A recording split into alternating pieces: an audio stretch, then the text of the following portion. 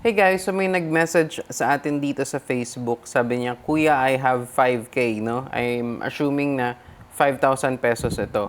Pwede bang mag-invest sa'yo and paano ko po ba ito mapapalago? Okay? So, I will be answering this one as honest as possible. Okay? Kasi alam kong beginner itong nagtanong, kaya gusto kong may matutunan lahat ng beginners na manunood nito. Okay? 5,000 pesos or let's say humigit kumulang $100 is not enough para sa trading. Okay? Magiging parang practice money nyo lang ito kumbaga. Okay? Malamang yung iba dyan magtataas na naman yung kilay at sasabihin, "We sir, $100 nga napalago ko, $50 nga napalago ko." Hindi totoo yung sinasabi mo. Well, that's true, no? Hindi ito siya general rule kumbaga. Hindi ito applicable sa lahat. Kasi may iba talaga guys na magagaling din talaga, no? Pero ang sasabihin ko sa inyo, 90%, okay? Almost 90% siguro or higher, ang mangyayari sa $100 nyo or ang mangyayari sa 5,000 pesos nyo, masusunog lang yan within a few weeks. Lalong-lalo na kung wala kang guide, kung hindi mo pa alam yung ginagawa mo, kung wala kang proper lot sizing, risk management and all. Okay? Yung $100 na yan guys, parang magiging pera mo lang yan na gagamitin just to learn. Okay? Kasi to be honest, yung $100, medyo maliit talaga siya. Siguro kung talagang magaling ka, mapapalago mo rin siya in time, no? Pero kung beginner ka, almost 90% assurance ang ibibigay sa inyo na masusunog agad yung mga account na yan, no?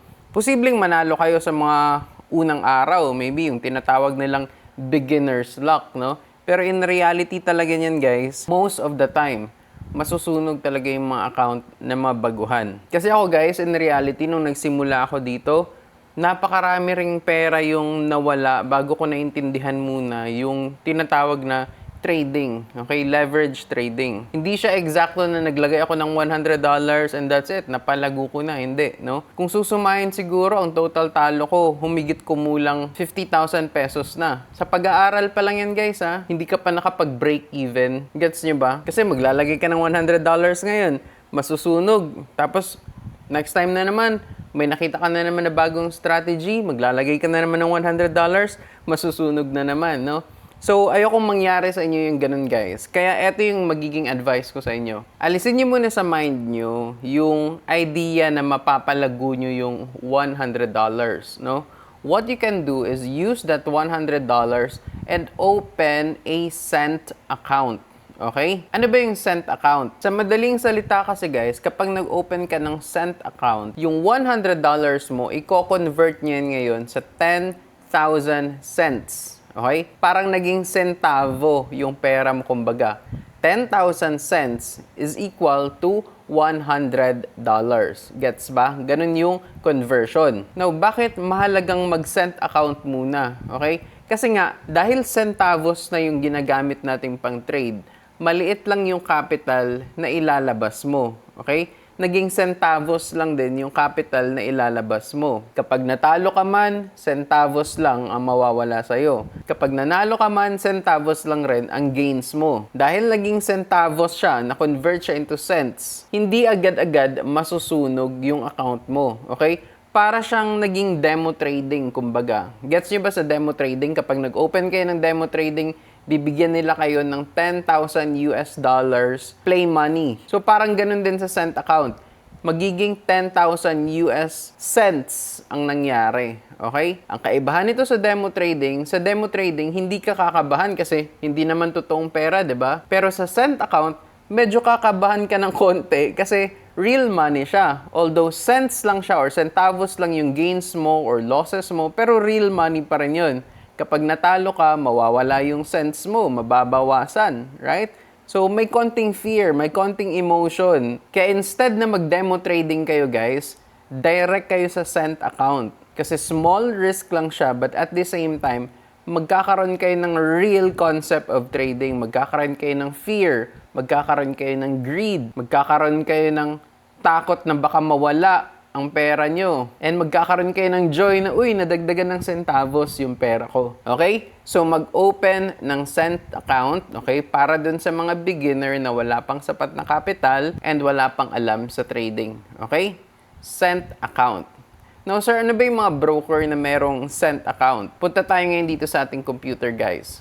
So, visit lang kayo dito guys sa www.diarynangtrader.com, no? Tapos niyan, dito sa My Trade Partners tab, no? Open nyo yan. Dito nyo ngayon makikita yung mga iba't ibang brokers, no? Now, alin ba dito yung mga brokers na may Cent account, no? Pagkakaalam ko, almost lahat na ito may mga Cent account na ito, no? Iba lang yung term na ginagamit ni Exness.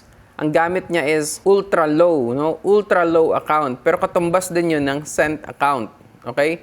Si Vantage, meron ding Cent account. Si Ultima, meron din. Si ATFX, meron din. Si Erante, pagkakalam ko, meron din, no? I think most of them, meron ng Cent account, no? Pero yung ginagamit ko talaga, guys, is itong Exness, no? No, kapag nag-click kayo dito sa Exness, guys, magkakaroon kayo ngayon ng Exness account. Tapos may nakalagay dito, guys, standard. Ito naman, standard Cent, okay? Ito ngayon yung pipiliin nyo, standard Cent, okay? Yan yung Cent account na tinutukoy natin. Dito kasi sa standard, kung standard yung pipiliin mo, for sure, no, 90% masusunog agad yung pera mo dito kasi malaking capital agad yung kailangan dito. Pero dito sa standard Cent, no, maliit lang yung capital na kailangan dito, centavos lang guys. Pwede na kayong mag-trade, okay? Katulad ng nababasa dito, ewan ko kung nakikita nyo sa screen, no? Smaller lot size, lower risk, great for practicing. Okay? So, ayan, mag-open kayo ng Cent account. Okay? Tapos, click nyo lang continue and makakagawa na kayo ng Cent account. Okay? So, that's my advice para dun sa mga baguhan na wala pang sapat na knowledge, no? Tapos, wala pang enough na capital. Again, yung $100 nyo, medyo alisin nyo muna sa mga mind nyo yung mapapalago nyo siya. Okay? Kasi most of the time, 90% ng mga traders, 90% ng mga baguhan, hindi nangyayari yun. Okay? Ang gagawin nyo guys, i-ready nyo na yung mind nyo na yung $100 na ito is for knowledge and experience alone. Okay? Magkakaroon kayo ng experience sa trading, mapapractice nyong mag-trade with a smaller risk lang, no? Centavos lang yung risk mo. Magkakaroon ka ng idea na, ganito pala, no? Kapag pala nilakihan ko yung lot size, posibleng malaki yung panalo ko, or posibleng malaki rin yung talo ko. Kapag pala pinaliitan ko yung lot size, posibleng maliit yung talo ko, posibleng maliit rin yung panalo ko. No, doon na kayo makakapag-learn eh. Kapag nag-practice na kayo on your own, and kapag nag-involve na kayo ng real money. Kasi ako guys, to be honest, hindi ako nag-demo trading. Ginamit ko lang yung demo trading to test different trading strategies. Pero yung sabihin natin na nag-learn ako from demo trading, hindi, no? Kasi nga, hindi real money. Okay? Walang fear. Walang real emotions involved. Pero kapag totoong pera na yung tinitrade mo, kapag totoong pera na yung hinahawakan mo, kahit sabihin pa natin centavos lang yan, matatakot ka, matutuwa ka, may excite ka, no? So yun yung advice ko sa mga traders, maghanap ng mga brokers na may Cent account, okay? Nakatulad ni Exness. So that's it for today guys. Until next time. Peace out.